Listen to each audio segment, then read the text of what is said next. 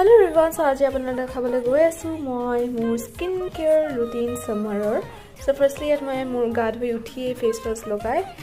scrub লগাইছো scrub মই ঘৰতে বনোৱা ফাৰ্স্ট কফি লৈ সুগাৰ এড কৰিলো দেন মই কোকোনাট অইল দিলো তাতে আৰু 1 মিনিট সময় ধুনিয়াকৈ মাসাজ দিলো দিয়াৰ পাছত মই ওয়াৰ্ম ওয়াটাৰ দি ধুই ইয়াত লগাইছো মই লিৰিয়ামৰ গোল্ড ফেস প্যাকটো হেতু হুকা লগে মই ধোৱাৰ পাছত ধুলো ধোৱাৰ পাছতে ইয়াত লগাইছো মই